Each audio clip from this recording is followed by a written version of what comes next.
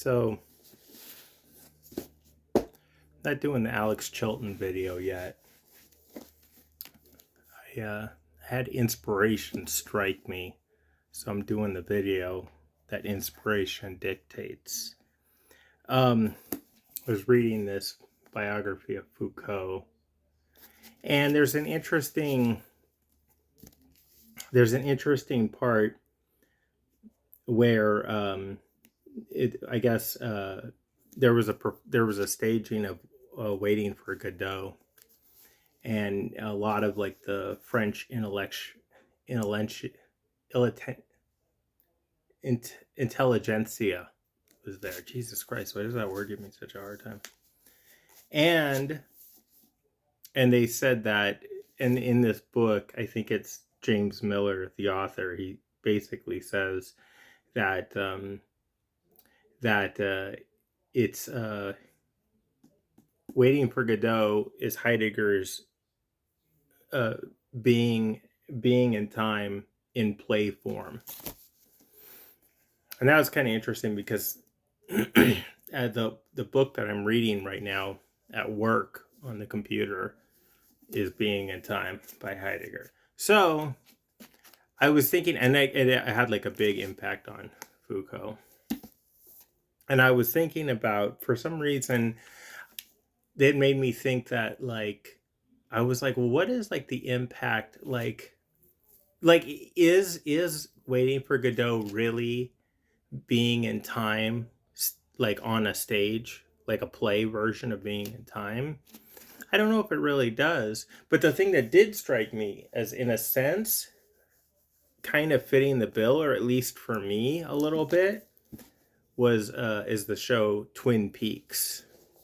So I recently read this. This is Twin Peaks: The Final Dossier. See, I didn't mispronounce that.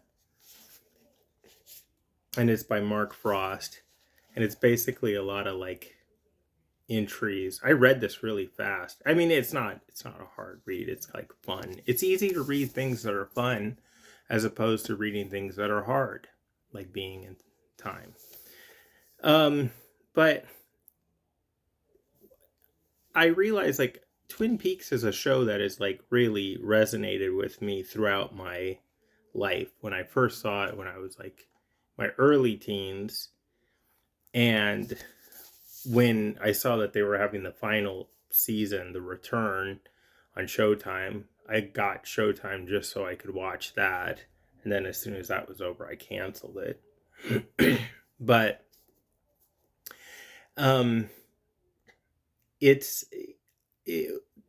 one thing was, like, as far as like villains go, Bob is like an exceptionally like haunting sort of villain that kind of,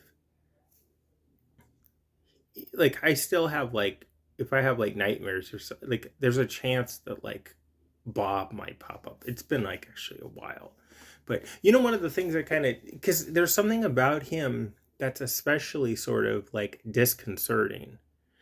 One of the things I kind of like dispelled, I'm not like a big horror person, I don't really like that sort of stuff, but one of the things that kind of dispelled that sort of like uneasiness about him, not that it did stop me from watching it compulsively, because I've seen like the first two seasons probably like all, relatively all the way through like 6 or 7 times. But I saw some like convention or something where they had Frank Silva, the actor who was playing Bob, talk, and sort of seeing him out of character, like talking to this audience of fans, it kind of dispelled some of that, like like kind of like, it's not horror, it's just like this innately frightening sort of thing about him. And he's not like, it's kind of weird because there's nothing about him, there's no makeup, there's nothing, it's just him, and yet he's like a very scary kind of figure, very scary, shadowy kind of figure. And that's the thing about Twin Peaks that's always kind of persisted with me. I think there's this thing about David Lynch's work, and not to take anything away from Mark Frost, but I think there's something about David Lynch's work that he likes to have like like a tableau or some sort of scenario that's like very sort of like idyllic and pleasant, and put something in it that's that's jarring and offsets all the sort of pleasant unperturbedness that you would have, you know. The typical scene is a Blue Velvet, you know, like that idyllic beginning in the watering scene, you know. I guess it's like the nice suburban sort of like houses and stuff and families. But there's this thing, there's this there's this element that disrupts that cohesive harmony, right? And and you know, and I've talked about in other videos, I talked about this issue of the avant-garde, where and David Lynch is an avatar of the avant-garde. He's a figure in the avant-garde for sure. And I talked about doing just that thing. You have this kind of pleasant, engaging kind of, we're talking about music, avant-garde, and then injecting something that's like unpleasant or weird into it, making it jarring, so you don't get the unperturbed listening experience that the average listener, we would suppose, wants, right? And in the other video I was kind of saying like, yeah, like that's probably not a good idea, because it kind of defeats the form of like when you're writing the song or whatever. I'm not saying all the time. In that video I was criticizing Frank Zappa for, you know, doing certain things in songs. But there's something about David Lynch, and just like with Frank Zappa, there's times that David Lynch does things that work, and times that he does things that, like, I think like don't work when he's using that kind of formula. Um, I think Blue Velvet is a film that it's got a lot of like iconic things, and it has this sort of that formula that I'm talking about this disconcerting aspect within the field of harmony or whatever. But I think it kind of ultimately sort of fails. It's just something that, for a variety of reasons I won't get into, it doesn't kind of work. Ironically, the Straight Story that he did, that film for Disney, that really works. I don't know if I would rewatch that for sure. I don't know if I would watch it a lot, but that really works. And and Twin Peaks is the town, the cast, the things that are in the series that aren't as disconcerting as, like, you know, Bob or whatever. And I would even include like the Black Lodge itself as something that in itself is not as disconcerting as like Bob, who's like a denizen of the Black Lodge. But these sort of quirky characters like the Log Lady and these other kinds of things, they make it very engaging, and it's something that's intriguing. And I and then the return is a thing where so basically one of the things is that you end the second season of Twin Peaks, and it's Aja Cooper possessed by Bob in the bathroom, and you're like, wow, total devastation, total, it's like totally like burning the whole thing to the ground. That's what it seems like David Lynch did. So, but it's like, you look at that, if you're thinking about it as being the person, whether you're an artist or not, but being the person who has to like take that final moment of like everything burned to the ground in ashes and create a third season off of that, you'd think, wow, that's incredibly daunting. You really painted yourself into a corner. One of the things about David Lynch is that he actually seems to always be looking to paint himself into a corner, you know? And the return is, it really does the job that he had to do on that, for that third season. And what one of the things that's interesting about it is that I read a little bit, and Mark Frost wanted, I read it was online somewhere. Mark Frost wanted some sense of reconciliation to the thing because he is like a standard kind of TV guy. He came from Hill Street Blues, right? And David Lynch is willing to do that, but he's like, you have to also let me do my thing of being David Lynch in the process. Mark Frost allows that, of course, because that's how their partnership works.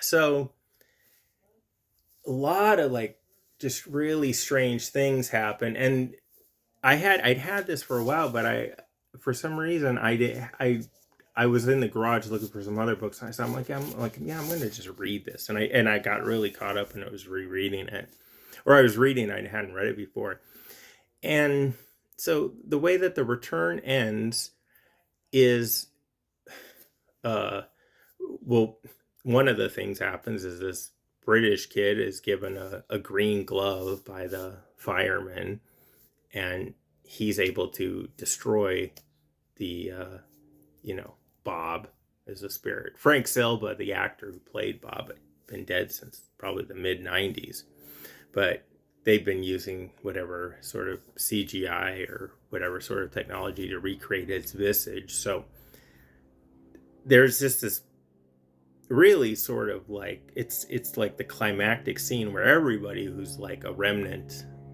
that's there to be a remnant of the old series is there, and this kid has this confrontation, and he destroys Bob. um and then so like this kind of like seemingly undefeatable evil aspect of the series or the Twin Peaks universe has been, what's the word, not like, let's just say philosophically, he's been negated. He's now like been permanently put out of play. It's not a factor.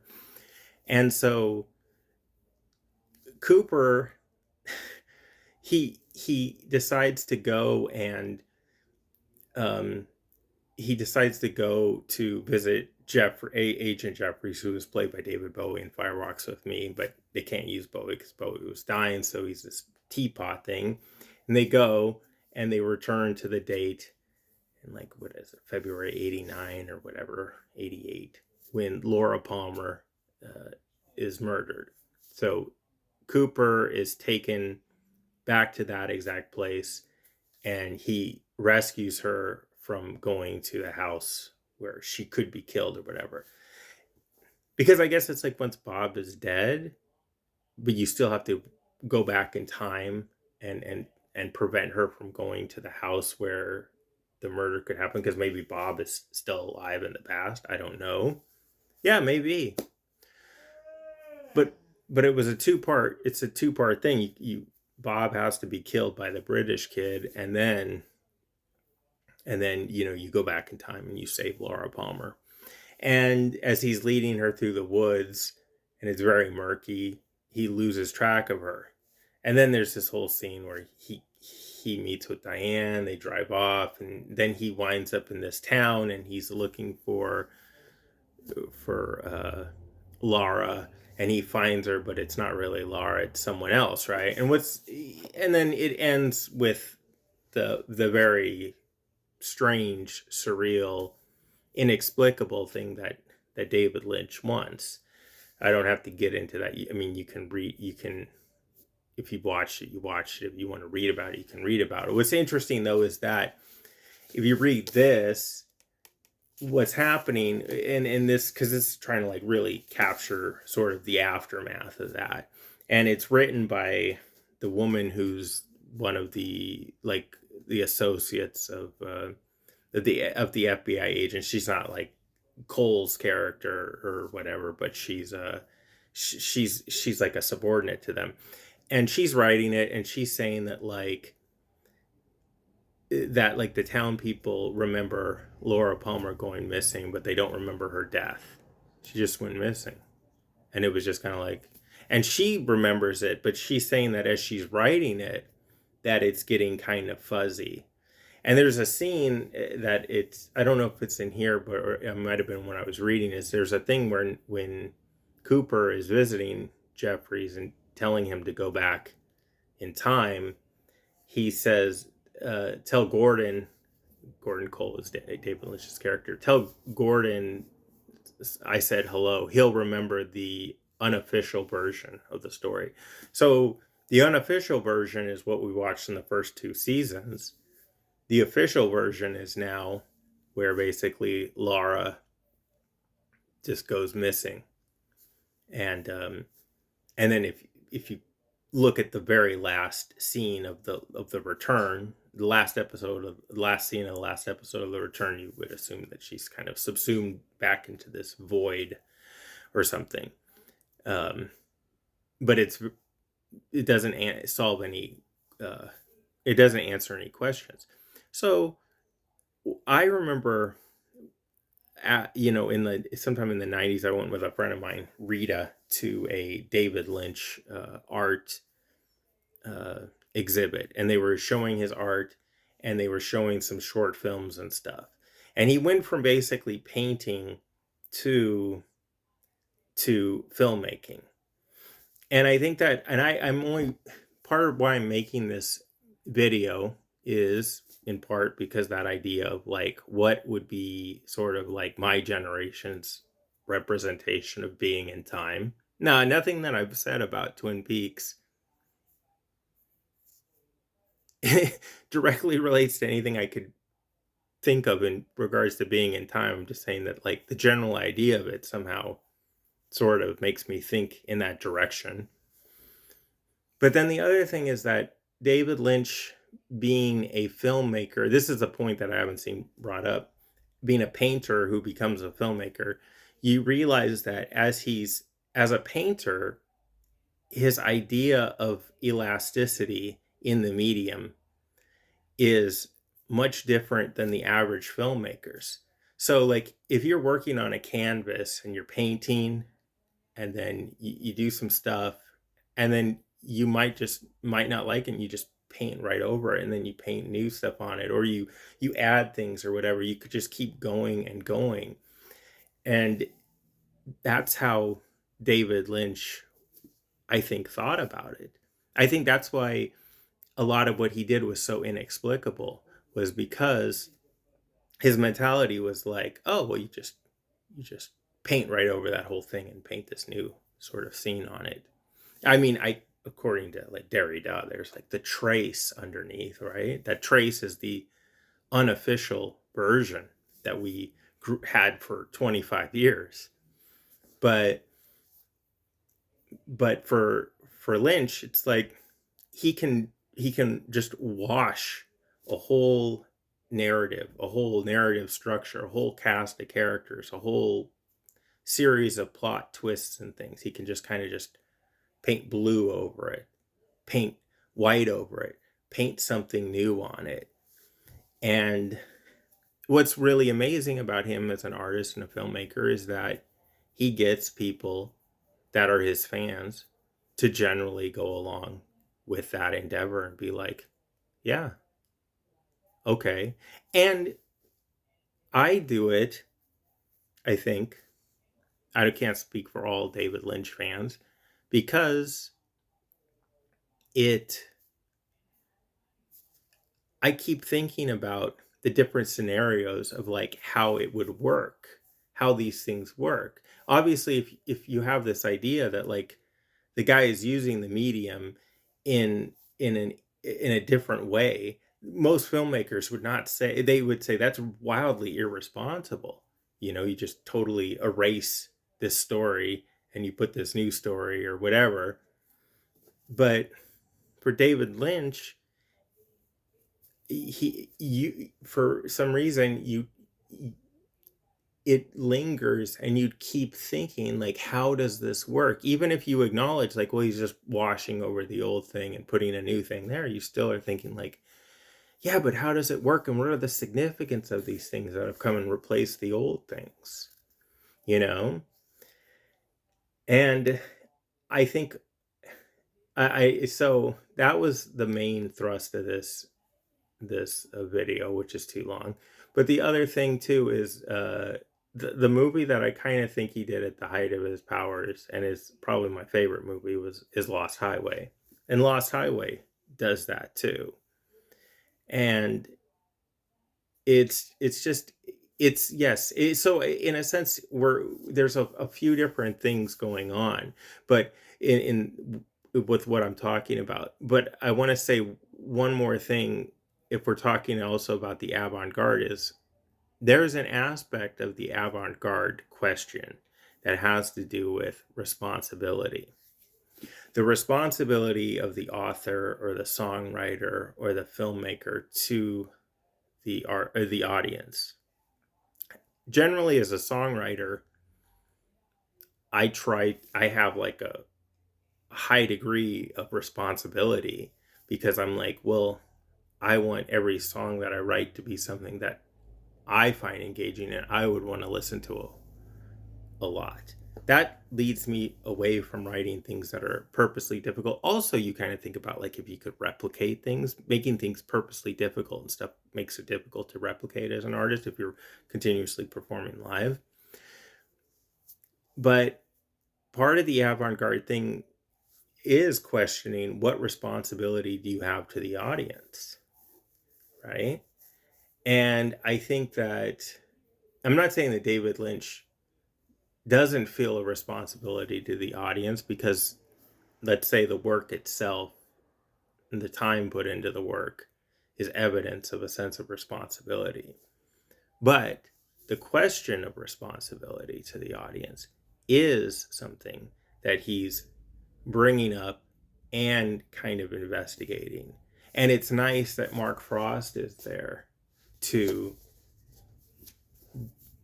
work on behalf of the viewers and the audience, to try to fill in the blanks and to make some the day-to-day sense, right? So Heidegger, right? So it's like, it's, you live in the world of equipment, you use the guitar to play the song, it's just part of your flow. But then when something goes wrong, then it becomes present at hand and you become like aware of it. It's disclosed to you. So the question of responsibility is disclosed to the viewers in relationship, when they think about Twin Peaks as a series and what it's doing. So there, I was able to get a little bit of Heidegger in there. And there's mood too. Heidegger talks about mood, and there's a mood to Twin Peaks. It's a very strong mood. And that's one of the things I think about Heidegger that people that are artistic really pick up on, and that's the sense that a lot of times if you're making an album or song or whatever, you want the mood of the song or the piece or whatever to be really, like, not always, but the sense of the mood is something you don't want to, like, kind of disrupt. And that idea that I started with in the video, where you have this harmonic sort of scene, the Pacific Northwest, the logging town, even like what Jeremy Horn is doing and all those things, they still fit within that basic natural harmony of the thing, the sociological harmony. And then this weird supernatural thing is interjected into it. That sort of disrupts the harmony or the mood, right? At first it doesn't, because when it's the Black Lodge and he sees the little person there, see, YouTube has no reason to censor me now. He sees, the arm dancing and all that. That just accentuates the mood even more. The heterogeneous aspect that is Bob, that's kind of there, but it gets more pronounced as we go through this series. And Wyndham Earle is also very heterogeneous too. He disrupts the sort of harmony of the things. So he's playing with mood too. So now that I've talked through all this stuff, I would say that and if you want a book on Foucault, I haven't read a lot of biographies. I'm not a big Foucault guy, but I like Blanchot, Bataille. I don't like Bataille. Even though the name of our Too Much Joy Turns Back the Fingernails is based on a line by Bataille, I don't think Bataille is a good person. But Blanchot, Deleuze, people like that, if you want to read an interesting, relatively cheap biography of Foucault, James Miller, I think it's good. But I think that Twin Peaks is possibly the thing that we could say, anybody who's Gen X to millennial, to maybe even the future or whatever, we could say this is being in time on television. Wow, I can't believe I did it. I don't know how good this is, but I kind of don't care.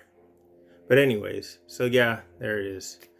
Like, subscribe, listen to the Happy Casualties, and I'll talk to you later.